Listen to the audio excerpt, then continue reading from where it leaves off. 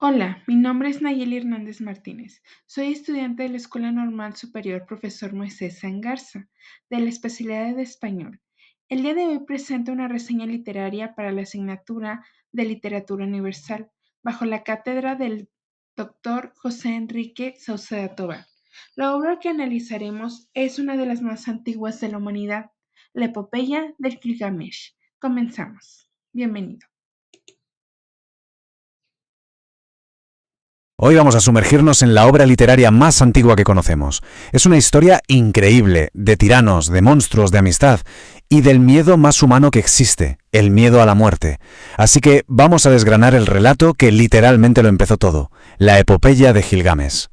Este va a ser nuestro recorrido. Primero vamos a ver sus orígenes, que son de hace miles de años. Luego seguiremos a sus héroes, nos enfrentaremos a ese giro trágico de la historia, analizaremos qué la hace tan potente. Y al final veremos por qué nos sigue diciendo tanto, pero tanto, 4 milenios después. Para hacernos una idea de lo que significa Gilgamesh, tenemos que viajar muy atrás en el tiempo. Porque no es solo una historia antigua, es que estamos hablando del amanecer de la literatura tal y como la conocemos. Fijaos bien en esta línea de tiempo. La historia de Gilgamesh se compuso sobre el año 2500 antes de nuestra era. Ojo, eso es más de 1500 años antes que la Torá o que la mismísima Odisea de Homero. Es una antigüedad que casi cuesta imaginar, de verdad. ¿Y dónde nació? Pues en Mesopotamia, la cuna de la civilización, en la zona que hoy es Irak. Surgió de la tradición oral de los sumerios y luego se grabó en tablillas de arcilla con esa escritura tan característica, la cuneiforme. Y por un auténtico milagro, muchas de esas tablillas se conservaron en la biblioteca del rey Asurbanipal.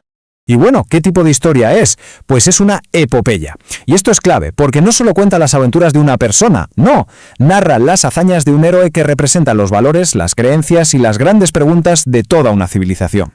Ahora sí, vamos al corazón de esta epopeya, que nos cuenta una historia que empieza con pura tiranía, pero que se transforma por completo a raíz de un encuentro que lo va a cambiar absolutamente todo.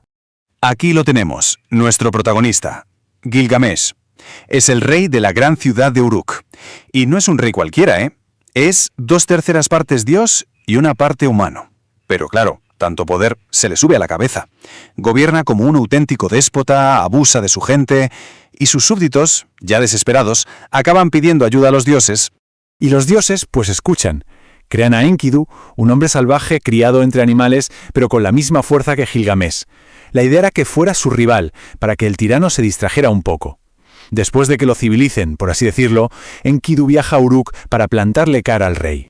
El choque, claro, es inevitable y es legendario. El propio texto dice que luchan como dos toros feroces, pero al final de esa pelea tan brutal pasa algo que nadie se espera. Ninguno muere. Al contrario, nace entre ellos un respeto profundísimo.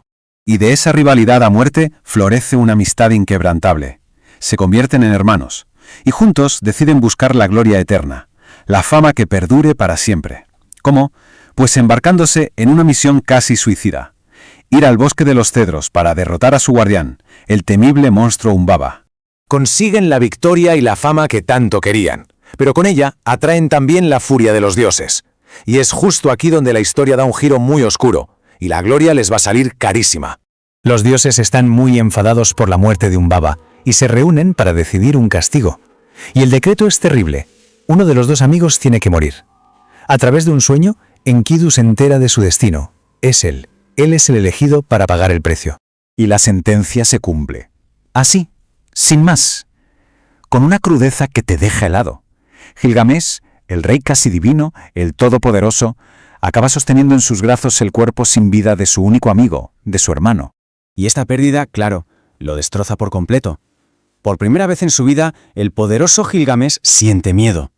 Pero no es miedo a un monstruo, no, es miedo a su propia muerte. Y consumido por el dolor, por el pánico, lo abandona todo y emprende una nueva búsqueda desesperada, la de la vida eterna. Vale, esta historia ha sobrevivido miles de años. Pero, ¿qué tiene para que sea tan inmortal? Para entenderlo, vamos a hacerle una pequeña autopsia. Vamos a ver su anatomía literaria. Fijaos en los temas que trata.